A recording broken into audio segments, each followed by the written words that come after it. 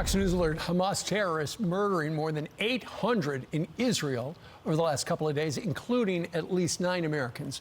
Now sources revealing that Qatari mediators from the country of Qatar are helping negotiate the release of those innocent women and children who are currently being held hostage by terrorists in Gaza. Our next guest knows all about negotiating. Former Taliban negotiator Adam Boehler worked on the Abraham Accords while serving the Trump administration. He joins us right now. Adam, good morning to you. Good morning, Steve. You know, one of the things that has happened in the last 48 hours is Hamas has killed a lot of Israelis. They've also got some very powerful propaganda where they are seen parading and dragging Israelis through the streets of Israel, and then they just vanish. And that is a powerful message for them, isn't it? It's very powerful, and it needs to remind us in the United States that this is a war and a campaign against terror.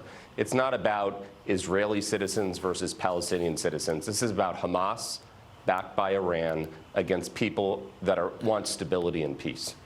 Indeed. And there are stories. There was some gunfire across the southern border with Lebanon. Israeli military in the last hour is reporting that militants crossing into Israel from Lebanon, which probably means here comes Hezbollah.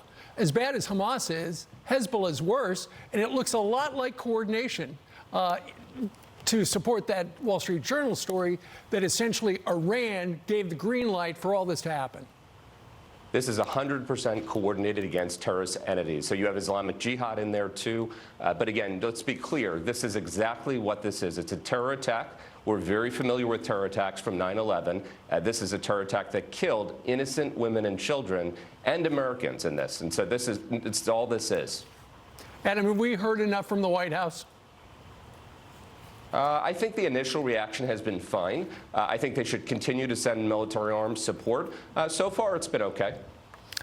All right. So in the day ahead, you know, it is coming up on 4 o'clock in the afternoon there. Soon it will be night. Tomorrow, it is assumed that it's going to be all-out war with the Israelis going into Gaza to look for the hostages and to mete out justice. What do you see coming? What I see is the elimination of Hamas from the Gaza Strip.